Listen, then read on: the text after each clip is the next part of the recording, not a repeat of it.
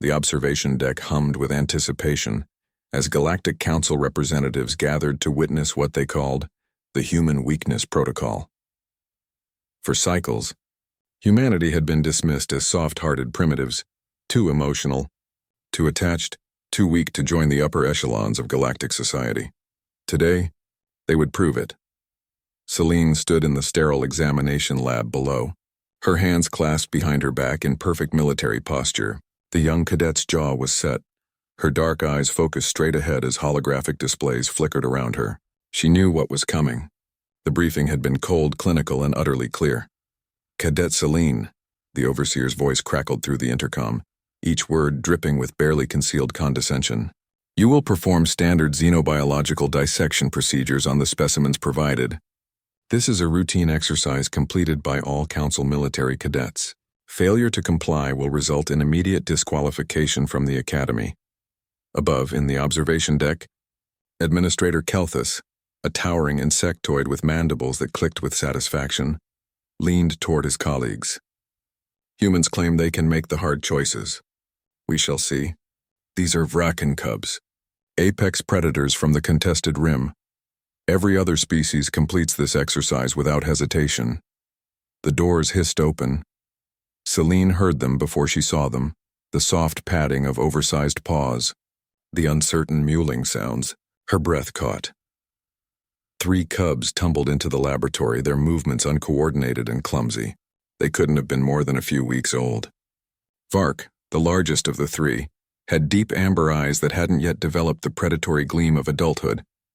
His siblings huddled close to him, trembling under the harsh laboratory lights. The dissection table gleamed between Celine and the cubs. "Proceed." "Cadet," the overseer commanded. Celine's hands trembled as she picked up the neural inhibitor, a device that would paralyze the cubs for the procedure. Every instinct in her body screamed in protest. She took one step forward. Vark's ears flattened against his skull. But he didn't retreat. Instead, the cub moved forward, placing himself between Celine and his siblings. Despite his youth, despite his size, the cub's message was unmistakable. "You'll have to go through me first. Cadet, you are wasting time. This is a simple exercise." Celine looked up at the observation window, her voice steady despite the rage building in her chest. "Simple? You call this simple? It is a dead specimen walking. Vraken cubs are scheduled for culling regardless. This serves a scientific purpose. All Council cadets are cowards," Celine interrupted, her voice cutting through the intercom like a blade. The observation deck fell silent. "These aren't specimens. They're children." Celine knelt slowly, making herself smaller. Vark watched her with those impossibly large eyes, his small body still positioned protectively. "You want to know what makes humans different? It's not weakness. It's that we recognize strength when we see it." She extended her hand. "Palm up, unthreatening. Cadet, step back and complete the procedure, or you will be expelled. Then expel me." Celine's voice was quiet now, but it carried an iron core that made even the overseer pause. "Because I won't murder children to prove I'm strong enough for you." Vark sniffed her hand cautiously. His siblings peeked out from behind him. In the observation deck, Administrator Keltus's mandibles clicked furiously.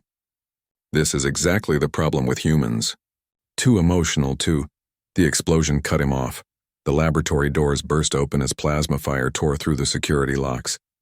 Commander Zhang strode in, flanked by a full squad of human Marines, their weapons raised and targeting the observation deck with unsettling precision. "Cadet Celine." Commander Zhang's voice was calm, almost conversational. "You are ordered to secure those cubs and exit the laboratory immediately." "Sir?" Celine's eyes widened.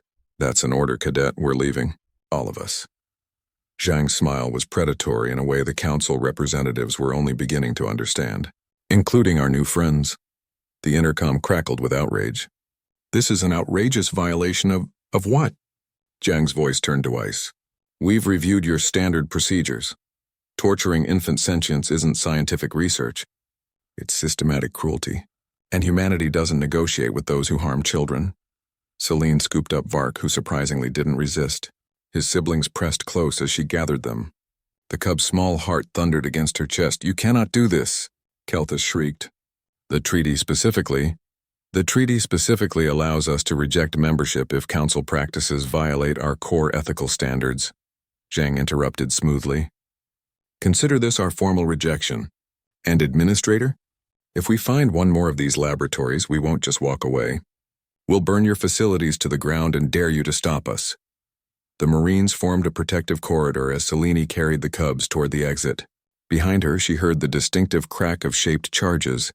The humans were methodically destroying the laboratory equipment. Vark nuzzled against her neck, his small rumble almost like a purr. Later, aboard the human transport ship, Selene sat in the cargo hold while medical staff checked the cubs. Vark refused to leave her side, his amber eyes now tracking her every movement with what could only be called devotion. Commander Zhang found her there. You threw away your career today, Cadet. I know, sir. For 3 alien cubs that would have eaten you in a few years. Selene looked down at Vark, who had fallen asleep with his head on her lap. Maybe. Or maybe they'll remember that a human stood between them and death. Maybe they'll tell their pack and their pack will remember. Maybe mercy is its own kind of strength. Zhang was quiet for a moment. Then he placed a hand on her shoulder. You're not expelled, Selene. You're promoted. Humanity needs officers who understand that real strength is knowing when not to pull the trigger. Welcome to the Diplomatic Corps.